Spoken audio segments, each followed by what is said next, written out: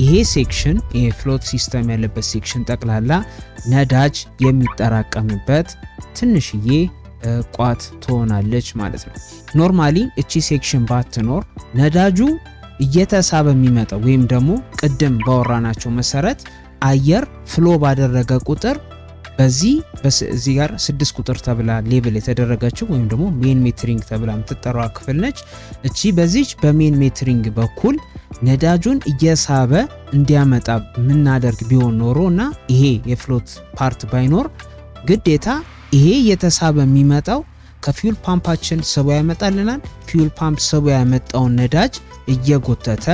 ማውጣት ይሆናል ማለት ነው እየጎተተ እንዲያወጣ ያደረግነው ነው ማለት ነው እዚህ ጋር አሁን ምንም አይነት ፍሎት የለውም ብለን ብናስብ እንደዛ ተደርጎ ዲዛይን ቢደረግ አሁን እዚህ ላይ ብዙ ችግሮችን ያጋጥመናል የመጀመሪያው የፊውል ፓምፓችን ዴይሊ ኦፕሬት ያደረገ ስለሆነ ምንድነው የሚያደርገው ማለት ነው ዝም ብሎ ቀጥታ ነዳጁን ባይሳብ እንኳን ወደ ላይ ባይሳብ እንኳን ባየሩ የሚሳባውን ራሱ ነዳጁ እየተገፋ በዚህ ሜን ሜትሪንግ በኩል የሚገባ ይሆናል ማለት ነው በሜን ሜትሪንጋችን በኩል የሚገባ ከሆነ ዝም ብሎ የሚገባ ከሆነ ሁሌም ሪች የሆነ ሚክስቸር ነው የሚሆነው ፕላስ ደግሞ ፍለድ ነው የሚያደርግብን ወይም ደግሞ ሞተራችን እንዳለ በነዳጁ የሚሞላብን ይሆናል ማለት ነው ሁለት ደግሞ የሜካኒካል ፊውል ፓምፑን ደግሞ አውጥተን ኖርማሊ በአየሩ ብቻ የተሳበ ደግሞ ቢገባ ምንል ከሆነ ከፊውል ታንኩ ጀምሮ እየሳበ እየጎተተ በዚህ በሜን ሜትሪንግ በኩል ለማምጣት በጣም ከሚገባው በላይ ረጅም ሰዓት ይወስድበታል ስለዚህ የግዴታ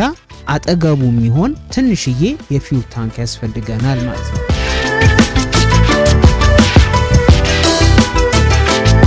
ስለዚህ እዚህ ላይ አሁን ፍሎት አለች ከዚህ ቀደም የነዳጅ ታንክን ስንመለከት እንዳየነው ሁሉ እዚህ ጋር ስራ ነው ፍሎቶቹ የሚሰሩት ኖርማሊ ፍሎት ማለት መንሳፈፍ ነው እነዚህ ፍሎቶች ልክ ነዳጅ ከስር ሲሆን ልክ እንደ መርከብ የሚንሳፈፉ ቦዲዎች ናቸው ፕላስቲኮች ናቸው ኖርማሊ ስለዚህ ነዳጅ እዚህ ውስጥ እየገባ በመጣ ቁጥር ይሄ ፍሎት ወደ ላይ የተነሳ እየተንሳፈፈ የሚመጣ ይሆናል ማለት ነው እቺ ፍሎት ያስፈልገችው በፓምፑ እየተገፋ ሲመጣልን የነበረው ነዳጅ ይሄንን የፍሎት ቻምበራችንን ኮምፕሊትሊ ሞልቶት በኋላ ላይ ኤክሰሲቭ የሆነ ግፊቶችን ፕሬሸሮችን ክሬት እንዳያደርግ ምን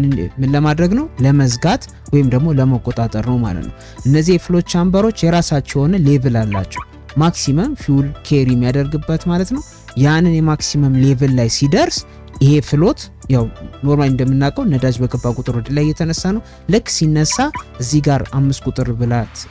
የተሰየመችው ማለት ነው እቺ ምን የምታረግነች የፊውል መግቢያውን የምትዘጋልን ክፍል ትሆናለች ማለት ነው ስለዚህ ኤክሰሲቭሊ በነዳጅ እንዳይሞላ የፍሎት ቻምበር